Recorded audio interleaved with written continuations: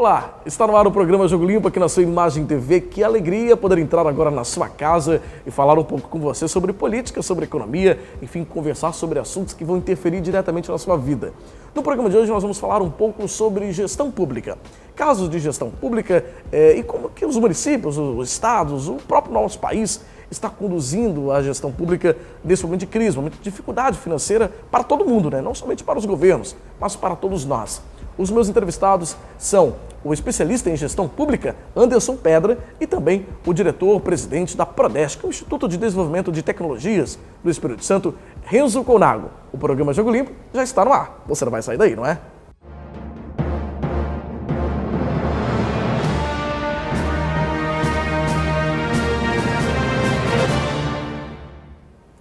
Muito bem, como nós falamos na abertura do programa, a gente começa o programa de hoje conversando com o especialista em gestão pública, Anderson Pedra. Anderson, bem-vindo ao programa Jogo Limpo, uma alegria recebê-lo aqui. Obrigado, Fabiano, o prazer é todo meu estar aqui no seu programa Jogo Limpo. Bacana. Anderson, para a gente começar até a nossa conversa aqui sobre gestão pública, né? O senhor que entende, dá muitas palestras sobre esse assunto, né? A gestão pública passa por um momento assim de muita turbulência nesse momento de crise, na verdade?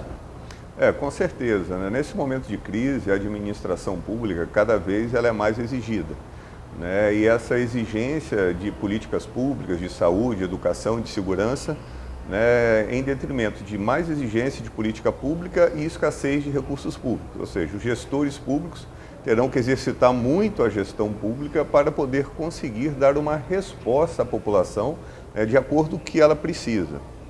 E nesse momento de crise, Fabiano, como você bem destacou, nós temos uma situação em que cada vez mais a população começa, né, a retornar para exigir da administração pública a prestação de políticas públicas.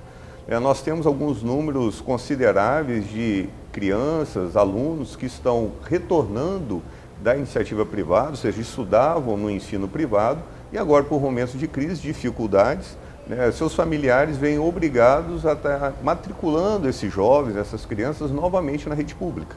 Então, nós temos uma situação em que, ao mesmo tempo, se exige do Estado uma economia pela escassez de recursos, mas, ao mesmo tempo, também, né, é necessário gastar mais para atender essa população que começa a exigir novamente uma política pública, por exemplo, de educação ou também na área de saúde. E a gente até conversava sobre isso, né, Anderson, antes de começar o programa aqui, como os números têm crescido. O senhor comentava, eu acompanhei alguns números da imprensa mesmo, os números que mostram como a população tem saído da iniciativa privada, né, e eu digo na iniciativa privada de prestação de serviços, como saúde e educação, indo para os serviços públicos, como o senhor disse, né? Os números são expressivos, não é?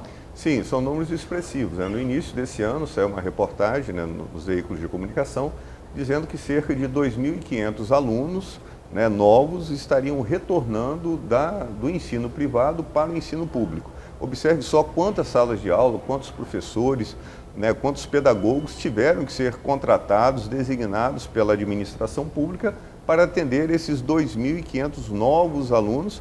Esses 2.500 novos alunos, friso, retornando, vindo, oriundos da iniciativa privada para o ensino público. Ou seja, é um desafio ainda maior para os gestores nesse momento de dificuldade? Ou seja, eles ficam com uma responsabilidade muito maior, não é? Com certeza, é uma dificuldade, eu acho, exponenciada, né, no sentido que a receita está caindo e os gastos vão se exigindo, né, cada vez mais um volume maior. Além da educação, Fabiano, é importante também, né, nós imaginarmos a questão da saúde pública. Né? A saúde pública ela tem um gasto crescente, porque além desse momento de crise, que a gente tem o retorno, né, para a saúde pública de pessoas que até então usufruíam da saúde privada, nós temos também, né, é uma coisa imanente da saúde, o aumento da tecnologia. Para nós imaginarmos, um tempo atrás, se você sentia alguma dor numa articulação, você fazia um exame de raio-x, era o exame médico, o exame clínico, né, do médico, sim, e apenas um raio-x. Hoje não, hoje você tem um raio-x, você tem um ultrassom, você tem uma ressonância, você tem uma tomografia, ou seja, a ciência foi evoluindo e os custos com a saúde também foi evoluindo. Então, a gente tem, nesse momento de crise, né, essa dificuldade, porque as pessoas privadas, né, saem do privado, retornam para o público exigindo saúde, exigindo educação, né, e o Estado tem sua receita diminuindo. Então, o exercício do gestor público é um desafio maior, sem sombra de dúvida. Anderson, só como gestor público, né? Aliás, como gestor público, como especialista na área de gestão pública, a senhora acredita que os prefeitos têm feito o dever de casa? O nosso governador, Paulo Atung, os próprios governadores, porque a gente vive um momento, né, em que estados vizinhos nossos, como Rio de Janeiro, ou mesmo lá no Sul, no Rio Grande do Sul, estão passando por dificuldades financeiras até mesmo para pagar os seus funcionários, né? Ou seja, tem gestores aí fazendo dever de casa e outros que estão um pouco perdidos aí no mar, não é? Eu acredito que todos estejam fazendo o seu dever de casa, né? A grande dúvida é saber qual o dever correto a ser feito, né? Qual a volta que a gente vai dar nesse parafuso de economizar e, ao mesmo tempo, prestar uma política pública eficiente. Às vezes a gente não pode imaginar que fazer uma administração pública eficiente é apenas economizar. Porque às vezes você economiza, você atinge um interesse imediato, mas de forma imediata isso pode ocasionar um prejuízo em torno da administração pública e de prestação de políticas públicas. Vamos imaginar que, grotescamente, uma economia exagerada em gasto de publicidade. A publicidade ela serve para comunicar, falar com a população em geral. Se nós elevarmos uma economia em publicidade, acentuada, talvez daqui a alguns anos nós podemos perceber um aumento maior de pessoas, por exemplo, contaminadas pelo HIV. Daqui a 4, 5 anos, e aí nós pararmos para perguntar o que ocorreu. Aí vamos verificar que talvez, alguns anos atrás, em 2016, em virtude de uma forte crise, economizamos com publicidade, esquecemos de fazer campanhas de prevenção à contaminação e daqui a 4, 5, 6 anos aumenta o número de pessoas contaminadas. Causa e consequência. Causa e consequência. Então, economizar recursos, a gente tem que fazer tudo muito bem planejado. Às vezes vem uma crítica acentuada em determinado tipo de gasto, né? Às vezes nós imaginamos, né, é comum observarmos reportagem de gastos com festas, né, de municípios, de estado. É lógico que a gente não pode fazer um gasto exagerado, mas não podemos também deixar o povo sem um lazer, né? Agora temos que fazer essa economia, né? Gastar pouco, mas podemos comemorar também, poder proporcionar um lazer, um divertimento para a população, obviamente com gastos módicos em tempos de crise. Talvez gastos, mesmo fora de crise, não deveriam ser elevados nesse sentido. Agora, imaginar, por exemplo, não ter nenhum tipo de comemoração, além de afetar, né, às vezes, a economia local, que precisa, né, deste investimento, dessa participação do Estado, né, para poder alavancar o turismo, né, temos também a questão da diversão da população, que é importante. E, de repente, isso, daqui a um tempo, se o povo não se diverte, se ele não também tem um momento de lazer, pode desenvolver uma doença de ordem psicológica, como estresse, depressão, algo nesse sentido. Anderson, o atual nosso presidente em exercício, né, Michel Temer, foi muito criticado no início desse momento de interinidade, né, assim que ele assumiu, por ter cortado o Ministério da Cultura, né, que é um ministério que fala exatamente da área que o senhor está dizendo, né, de diversão, de cultura, de entretenimento. Você acha que a forma que o presidente em exercício, Michel Temer, executou essa forma, né, cortando gastos, foi a forma correta? Afinal, o Brasil está passando por um momento muito difícil mesmo. Foi a forma mais correta? É isso mesmo? Nós temos que cortar gastos, né? O problema é saber aonde que deve ser cortado. Quando você perguntou, os gestores estão fazendo o dever de casa? Bom, eles estão fazendo o dever de casa. Agora, se é o dever certo, o tempo dirá. Essa iniciativa do presidente Michel Temer, presidente interino Michel Temer, né, talvez foi naquela ânsia política de que se tinha que cortar os ministérios, né? Então ele transformou o Ministério da Cultura, que era uma promessa da presidente Dilma, para ser uma Secretaria da Cultura. Mas houve um alarde tão grande, né, das partes interessadas, vamos assim dizer, que a gente não deu nem tempo de saber se o orçamento foi diminuído ou não, né? Ficou naquela questão formal, naquela questão simbólica, né, de que se transformou o Ministério da Cultura em secretaria, então nós não teríamos então a importância devida para a cultura, porque em nenhum momento se falou em gastos, né? Se critica hoje a Lei Rouanet, por exemplo, mas não se fala em acabar ou não com a Lei Rouanet. É uma proposta boa, talvez o que está ocorrendo são erros de fiscalização, erros de autorização de alguns projetos, né? Mas a gente tem que ter cuidado de não tirar, vamos dizer, né, o bode da sala. A gente tem que verificar qual é o problema e corrigir aquele problema. Qual é a patologia e corrigir a patologia. Agora, não condenar todo o organismo por conta de uma patologia em um ponto específico. trazendo aí já a realidade mais para dentro do Espírito Santo, né? O governador Paulo Artung, que é o governador do Espírito Santo, né? A gente tem acompanhado uma movimentação até na imprensa nacional, levando inclusive para palestra e tudo mais, exatamente por ter conseguido manter uma gestão organizada no Estado diante de estados vizinhos que estão passando por dificuldades financeiras. Recentemente também, a secretária da Fazenda, né, a antiga secretária da Fazenda, foi para o Tesouro Nacional. Foi convidada pelo Ministério, né, por Brasília, né, pelo presidente em exercício, para atuar lá. O Espírito Santo está vivendo um momento realmente de conforto nessa área, um conforto econômico devido a uma organização? O senhor acredita nisso? Eu acredito, não vou dizer uma situação de conforto, mas se comparado aos demais estados da federação, o Espírito Santo, né, numa condução bem arrochada em termos fiscais, em termos de despesa pública, né, do governador Paulo Artung, da então secretária Ana Paula, né, vem demonstrando, vem aí assegurando, né, por exemplo, uma coisa importante que é honrar os pagamentos. Né? Parece ser uma coisa de pequena monta, mas nesse quadro de crise já é algo que devemos comemorar, se comparado com os outros estados da federação, como você bem pontuou, Fabiano.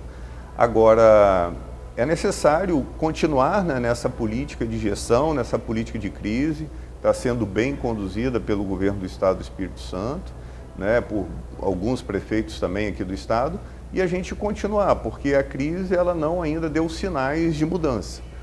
Então, a gente deve continuar nessa perspectiva. Eu acho que o Espírito Santo, sim, comparado com os demais entes da federação, está no bom caminho. Está no bom caminho, está se destacando dos demais entes da federação. Com certeza. Né? Anderson, e encerrando, até o nosso tempo já está quase terminando, infelizmente, né? A gente poderia conversar muito mais tempo aqui sobre gestão pública, mas antes da gente encerrar, no programa de hoje nós ainda vamos conversar um pouco, né, com o Renzo Conago, que é o diretor-presidente da Prodeste, que é o Instituto de Tecnologia do Estado.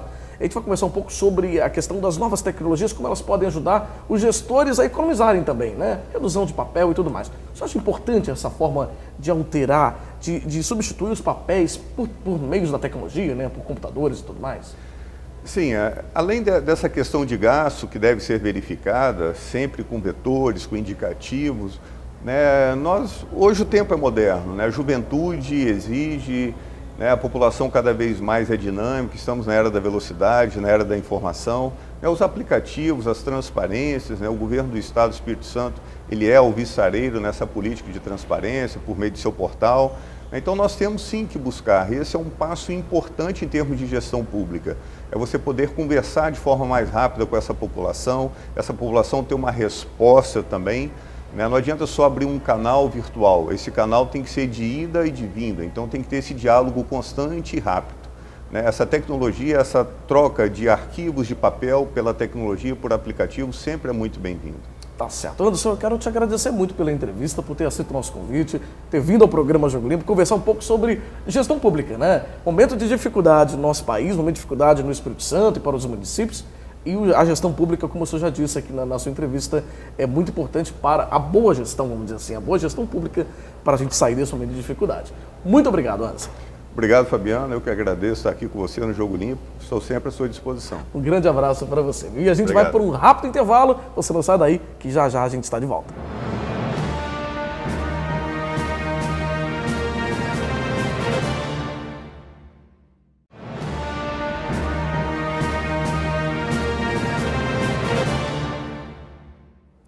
De volta do intervalo no programa Jogo Limpo, agora a gente conversa com o diretor-presidente da Prodeste, que é o Instituto de Tecnologia da Informação do Espírito Santo, Renzo Conago. Renzo, bem-vindo ao programa Jogo Limpo. Opa, muito obrigado. Satisfação grande estar aqui com vocês. Seja muito bem-vindo.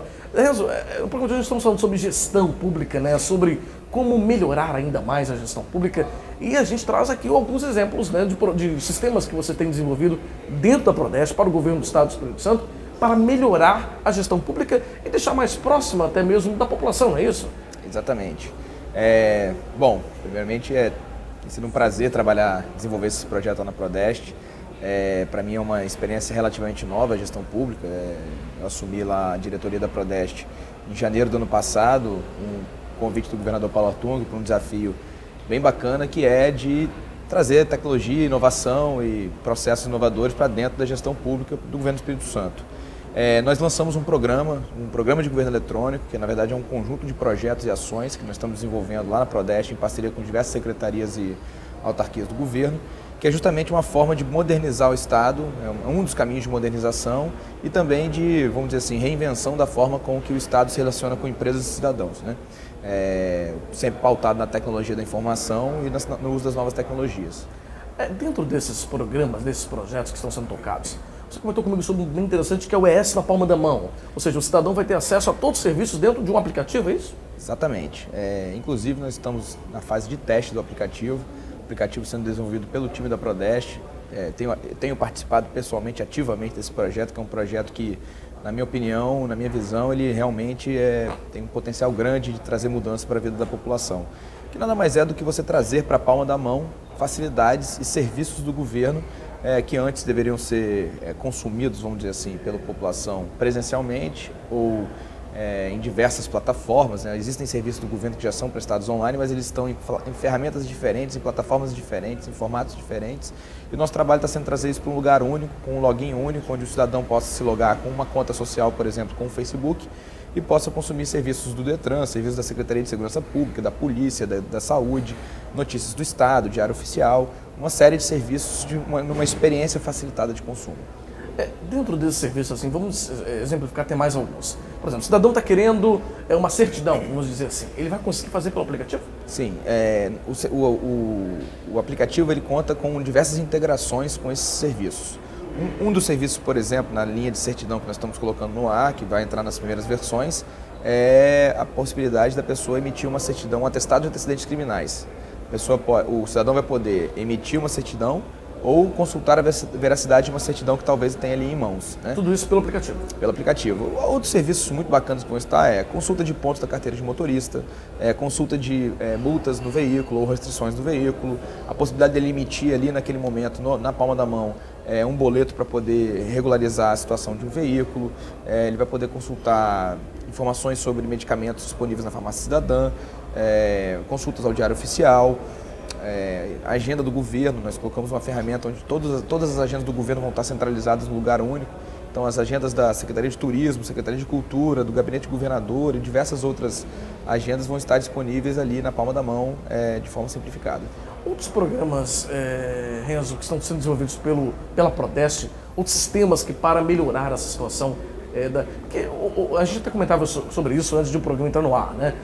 A modernidade, a tecnologia, ela pode ajudar muito na economia, inclusive no serviço público, não é verdade? Com certeza. A gente fala muito que assim, o sistema por si só, ele não é a garantia de que a gente vai ter uma rotina melhorada. A gente precisa de ter um engajamento e envolvimento do servidor público. Nessa linha, a gente tem trabalhado muito nesse tripé, né, de processos, pessoas e tecnologia.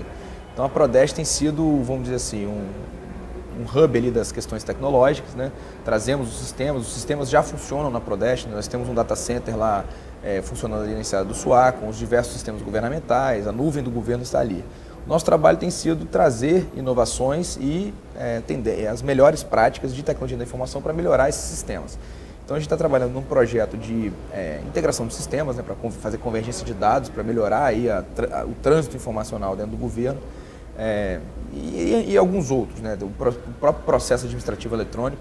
Nós já desenvolvemos uma plataforma de processo eletrônico na Prodeste para tramitar eletronicamente documentos públicos, né? Hoje, boa parte da população, para minha surpresa, não sabe, eu também me incluo nessa parte que não sabia. Para você realizar qualquer atividade dentro do governo, você precisa de processo. E é um processo em papel. E muito papel, né? E muito papel. E sabemos bem que papel nos dias de hoje é uma ferramenta arcaica, né? Eu não sou defensor do fim do papel, mas eu creio que para a gestão pública o papel não é a ferramenta mais indicada, porque você ali não consegue fazer mineração de dados, você não consegue cruzar dados, você tem o custo em si do trânsito do papel. Você tramitar um processo de um órgão para o outro é uma operação custosa que demanda pessoas, logística, transporte, mensageria. E quando você vai para a área digital, para o mundo digital, com um processo, você tem um processo administrativo eletrônico, que você passa a ter rastreabilidade, você passa a ter controle mais eficiente ali. Não que o processo administrativo de papel não tenha controle, mas o processo eletrônico você faz o controle ativo. No momento da tramitação, você consegue fazer determinadas amarrações para que o processo siga um rito aderente à legislação e também à eficiência.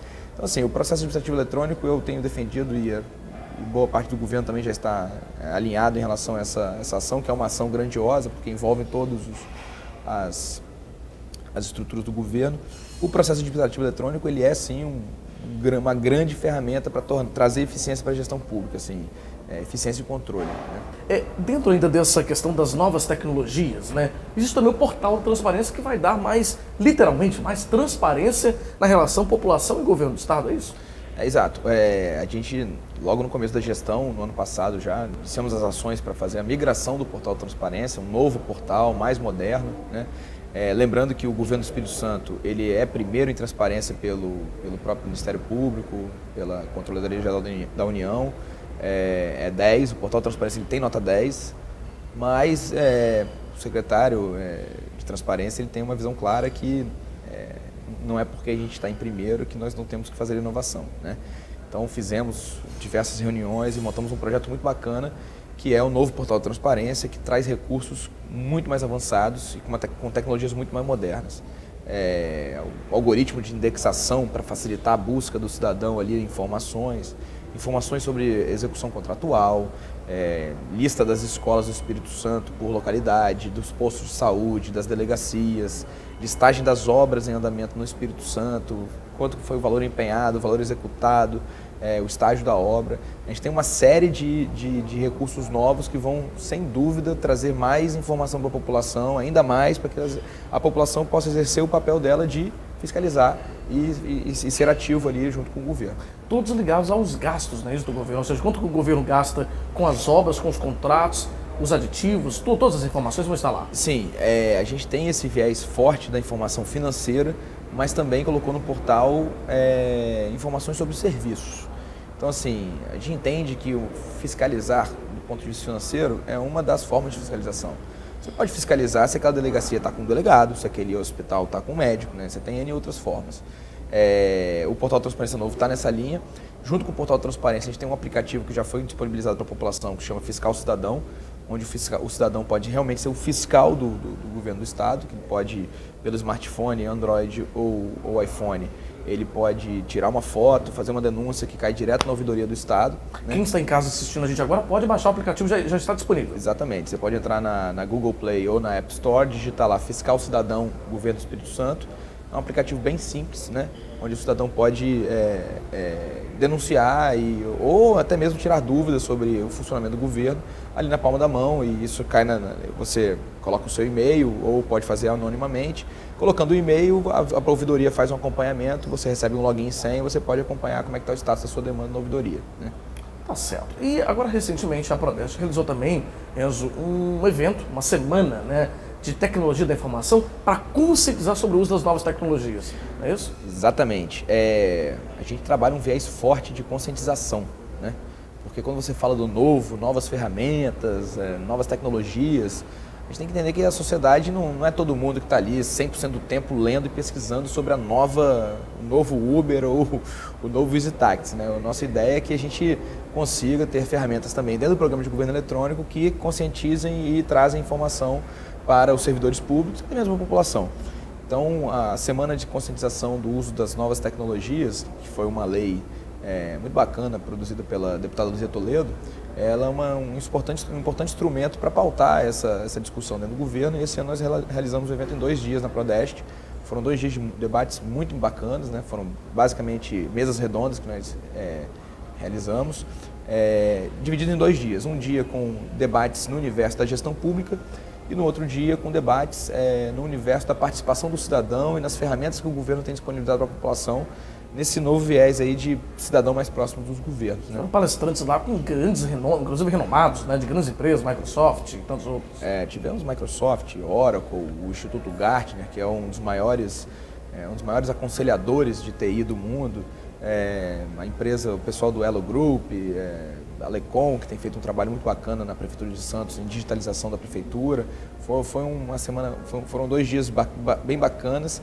E já fica o convite para no ano que vem, né, que nós vamos realizar novamente a semana, provavelmente maior já, com a parceria que nós estamos fechando com o IFES, e também no Vasco Coutinho, na Escola Técnica em Vila Velha, para poder fazer um evento maior além dos limites da Prodeste. Né? A ideia é fazer um evento itinerante no próximo ano, é isso? Com vários locais? Justamente isso. A gente quer ampliar porque o tema conscientização do uso das novas tecnologias, ele é amplo e também o Programa de Governo Eletrônico do Estado a gente não faz sozinho, né?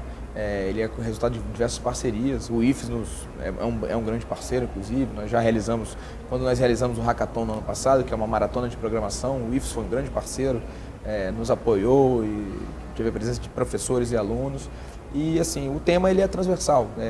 Somos todos engajados na questão da gestão pública, porque impacta a todos nós. Tá certo. Renzo, eu quero te agradecer muito por essa entrevista, né? Recebendo hoje no programa o diretor-presidente da Prodeste, que é o Instituto de Tecnologia do Governo do Estado do Espírito Santo, comentando um pouco sobre como o Governo do Estado está modernizando mais os sistemas de informação e diminuindo o papel. Nós falamos sobre isso, né? Como é importante reduzir o número de papel no nosso momento atual, né? Até para a economia mesmo, né, Renzo? Até para a economia. A gente está falando de um momento de economia. O país está vivendo um momento de crise muito grande. Papel, reduzindo papel, você economiza, utilizando somente aí a energia, né? Que é o computador, para manter o computador e o smartphone ligado. Muito obrigado pela presença, obrigado por ter aceito o nosso convite. Falar um pouquinho para o nosso público aqui no programa Jogo Limpo, viu? Eu que agradeço e estou à disposição aí para programas futuros. Grande abraço, Renzo. Obrigado. A gente encerra aqui o programa Jogo Limpo de hoje, agradecendo a sua audiência e a sua companhia. Lembrando que o nosso programa inédito é exibido todas as quartas-feiras, às 7h30 da noite, com 2 reprises todos os dias, às 11h30 da manhã e 7h30 da noite. Você também pode assistir online. Falamos hoje sobre tecnologia da informação. Nosso programa também pode ser assistido online. O endereço é imagem.tv.br/ao vivo. E também você pode mandar a sua sugestão de pauta para nós. contato@fabianorossi.com.br. Obrigado pela companhia. Até semana que vem. Tchau.